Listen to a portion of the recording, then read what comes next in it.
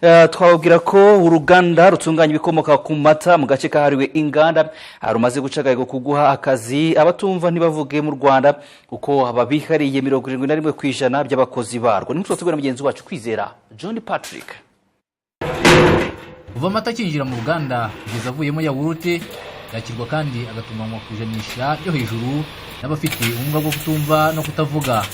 Abakozi bafite ubumuga bwo kutumva no kutavuga bemeza ko ubuzima bwabo bugenda buhinduka nyuma yo guhabwa akazi muri Uruganda Masaka Creamery. Habayeho iterambere ry'ubumenyi kimwe no kwiyongera k'ubumenyi nyuma hagenda mpura n'abantu nkumva yuko gukorera muri kampani zitandukanye yuko umuntu byose bishoboka, umuntu habaho kwitinyuka kimwe na communication kwa ko iyo umuntu ari mushyashya atazi n'ururimi rw'amarenga babigoranye, ariko nyuma umuntu agenda bimenyera ubuzima bugakomeza kugenda neza. Mbere ubuzima bwari na bubi, ariko ubaho mariye gukoramo hano ubuzima bukugenda bumera neza. Mbere nyirangiza ishuri natekerezaga aho nzakora akazi kubw'amahirwe Imana irakampa, mbona akazi hano buhoro buhoro nkagenda mbona amafaranga nkubaka ubuzima bwanjye, kimwe nkagenda nkerekana famille yanjye yuko nanjye nshoboye, nkumva yuko ntagomba gukomeza gusaba muri famille. Rwaka Parfait umusore nawe ufite ubumuga bwo kutumva no kutavuga, ariko akora akazi ko kwakira abakiriya no gutunganya amadosiye arebana n'uruganda. Ibirenze kuri ibyo azi no gutwara imodoka. Bwa mbere twambara ceinture, kimwe tugashyiraho televiziyo ireba inyuma, kimwe na zira zindi zo ku ruhande, kwako nizo zidufasha mu gukora gutwara imodoka, kwako dukoresha amaso cyane cyane. Nkoramo feriyamu rero nkashyamo rivanze.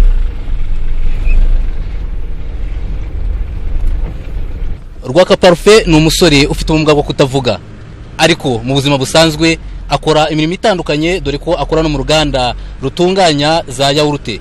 Ubu ngubu arimo aratwara imodoka angaha mu gace kahariwe Inganda. Ibyo akora ni ikimenyetso cy'uko abafite ubumuga bwo kutavuga bafite ubushobozi bwo gukora imirimo itandukanye. Ibi bikaba bivuze ko kugira ubumuga bitavuze kudashobora. Nge natwaye imodoka kuva kera,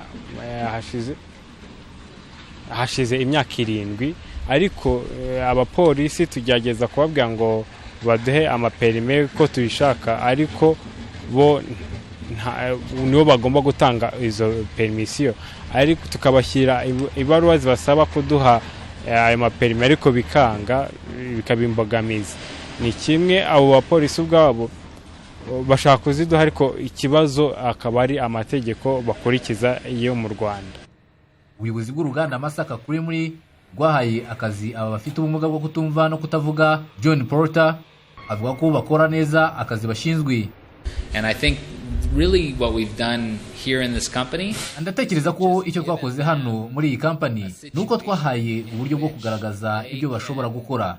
Ntacyo nge nakongeraho ku byo bakora usibye kuvanaho imbogamizi bakunze guhura nazo.